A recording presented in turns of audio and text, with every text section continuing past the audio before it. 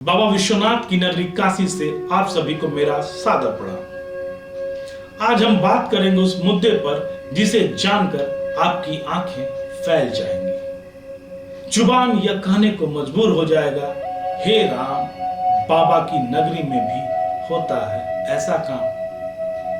हम बताएंगे उस धंधे का सच जो बदलते बनारस की तस्वीर को बदरंग और बदनाम कर रही है।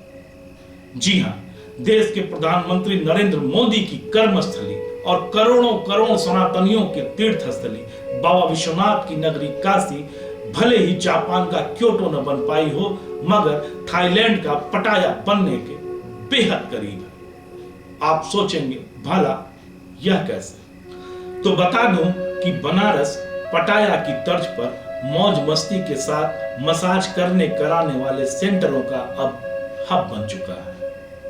यहाँ वह सब होता है जो थाईलैंड, बैंकॉक, पटाया के मसाज पार्लरों में होता है। यानी कोई भी शख्स मसाज पार्लर संचालकों के जेब गर्म करके अपना जिस्म गर्म कर सकता है, जिसे सीधे शब्दों में जिस्म फरोशी कहा जाता है।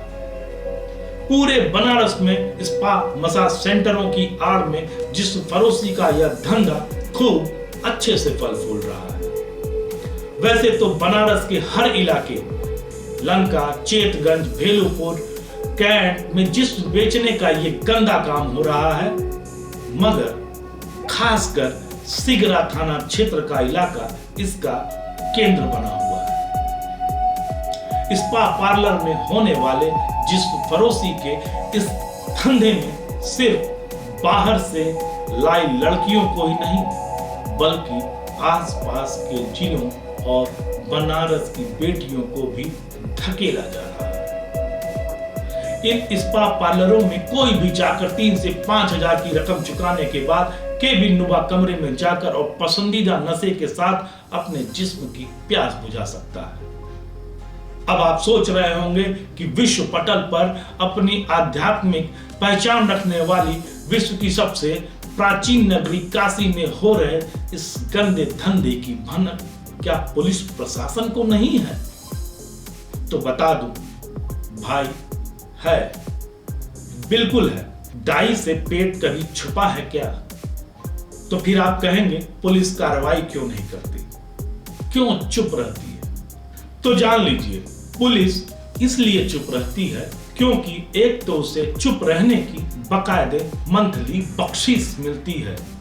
दूसरी और सबसे बड़ी बात यह है कि इस गंदे गलीच धंधे का सरगना सत्ता पक्ष के ग्रामीण इलाके के एक विधायक का भतीजा है, जो सत्ता की सह पर इस गंदे धंधे का न सिर्फ संचालक है बल्कि बाकी ऐसे सभी स्पा पार्लरों का संरक्षक भी है। बता दूं कि इस विधायक की पहुंच सीधे सत्ताधारी पार्टी के चाणक्य कहे जाने वाले से है, उनका बड़ा करीबी है। उसके अलावा काशी के लगभग हर इलाके में खेले जा रहे जिस्म फरोशी के इस गलीच खेल में सत्ताधारी पार्टी के कई नेताओं के साथ ही शहर में स्पोर्ट्स की कई दुकानें चलाने वाला सांबा और कालिया भी शामिल है। नए बने रिंग रोड के रिसोर्ट में इस गंदे धंधे के लिए और भी लग्जरियस व्यवस्था है और इन सभी में सत्ता पक्ष के लोग प्रत्यक्ष या अप्रत्यक्ष रूप से शामिल है, मतलब सरपरस्ती सत्ताधारियों की है। इसलिए आध्यात्म नगरी काशी या कहें बनारस को बदनाम करने वाले इस धंधे पर पुलिस मूक बधिर हो जाती है। सवाल यह है कि बेटी बचाओ, बेटी पढ़ाओ और नारी शक्ति की दुहाई देने वाले प्रधानमंत्री नरेंद्र मोदी के संसदीय क्षेत्र वाराणसी में देश की बेटियों को जिस्म फरोशी के गलीज धंधे में ढकेला जा रहा है और उन्हें भनक तक नहीं है।